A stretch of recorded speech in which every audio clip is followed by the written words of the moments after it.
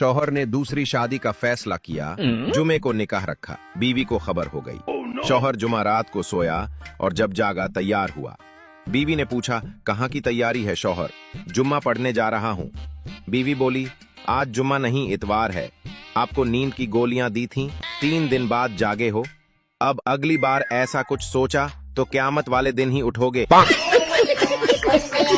हाजी बशीर के बेटे का आज रिजल्ट था।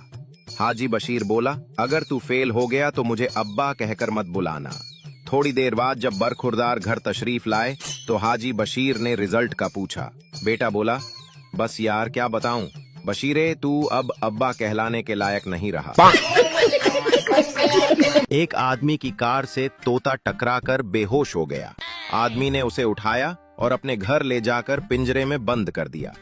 तोता जब होश में आया और बोला, हाय अल्लाह, जेल हो गई, लगता है कार वाला मर गया होगा। एक लड़की ने राणा से लिफ्ट मांगी। राणा लड़की को मोटरसाइकिल पर बैठा कर ले जाने लगा। रास्ते में लड़की की तबीयत खराब हो गई। राणा उसे अस्पताल ले गया। डॉक्टर बोला, तुम बाप बनने वाले हो। राणा टेंशन में आ गया और बोला, मैं इसका बाप नहीं हूँ। फिर लड़की से पूछा गया, वो बोली, यही बाप है। राणा फिर टेंशन में आ गया। फिर पुलिस आई और राणा का मेडिकल चेकअप हुआ। रिपोर्ट आई कि राणा तो बाप बन ही नहीं सकता। राणा ने अल्लाह का शुक्र अदा किया और खुशी खुशी अपने घर की ओर निकल पड़ा। रास्ते में राणा को ख्याल आया कि अगर मैं बाप बन ही नहीं सकता तो घर पर जो 3 बच्चे हैं वो किसके हैं। राणा फिर टेंशन में आ गया। जुल्फी जोया की जुल्फों में ऐसे खो गया कि बेहोश हो गया। जब होश में आया तो बोला, जोया तुमने कितने दिनों से सर नहीं धोया? डॉक्टर, कोई पुरानी बीमारी है जो अंदर ही अंदर आपको खा रही है। पठान, आहिस्ता बोलें, वो बाहर ही बैठी है। बीवियां फलों जैसी होती हैं, कोई आम जैसी मीठी, कोई केले के दरख्त जैसी ऊंची, कोई सेब जैसी सुर्ख, कोई स्ट्रॉबेरी जैसी रस भरी, कोई पपीते जैसी गरम, कोई संतर जैसी खट्टी मीठी, कोई अमरूद जैसी मजेदार और कोई तो अंगूर जैसी नशीली। मसला तो मर्दों में है, नालायकों को तो फ्रूट चाट ही चाहिए, और वो भी मिक्स वाली। एक पठान आम के दरख्त पर चढ़ गया। आम के दरख्त पर एक बंदर बैठा हुआ था। बंदर बोला, तुम आम के दरख्त पर क्यों चढ़े हो? पठान बोला, अमरूद खाने के लिए। बंदर बोला, कर दी ना पठानों वाली बात, ये तो आम का दरख्त है। पठान बोला, कर दी ना जानवरों वाली बात, हम अमरूद अपने साथ लाया है। एक मुर्गी ने बाज से शादी कर ली। मुर्गा बोला, हम मुर्गे मर गए थे क्या? मुर्गी बोली, नहीं, मैं तो तुमसे शादी करना चाहती थी, मगर माँ बाप की ख्वाहिश थी कि लड़का एयरफोर्स में हो।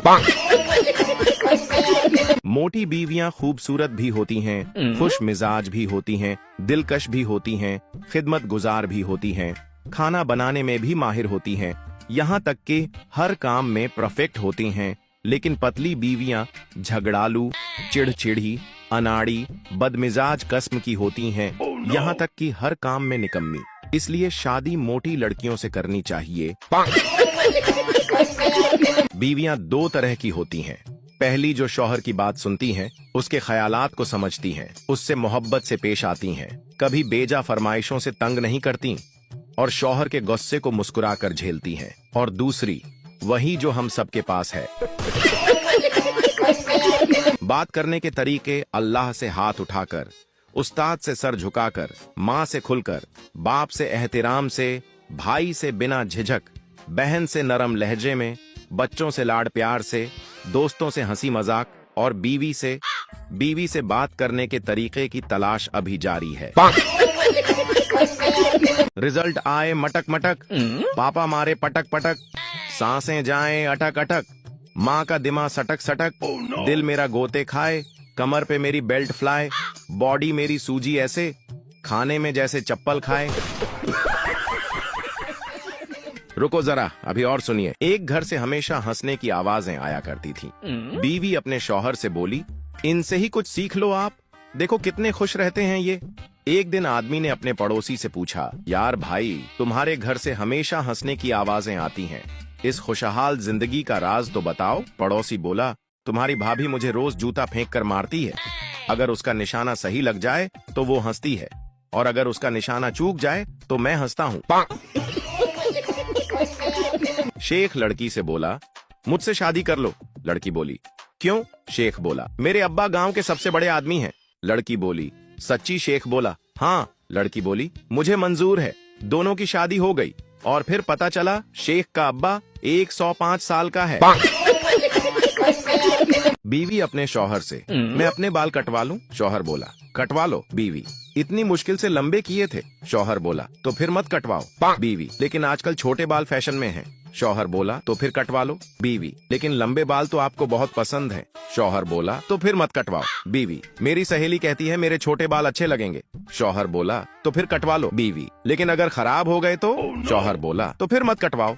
बीवी, वैसे छोटे बाल संभालना आसान होता है। शौहर बोला, तो फिर कटवा लो।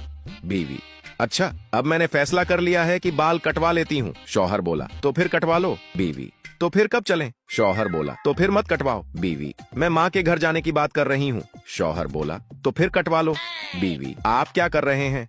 लगता है आपका ध्यान मेरी बातों की तरफ नहीं है। शौहर बोला, तो फिर मत कटवाओ। बीवी, आपकी तबीयत तो ठीक है ना? शौहर बोला, तो फिर कटवा लो। अब बेचारा शौहर पागल खाने में बैठा दिन भर यही बोलता रहता है, तो फिर कटवा लो, तो फिर मत कटवाओ, तो फिर कटवा लो, तो फिर मत कटवाओ। If you like this video, follow for more.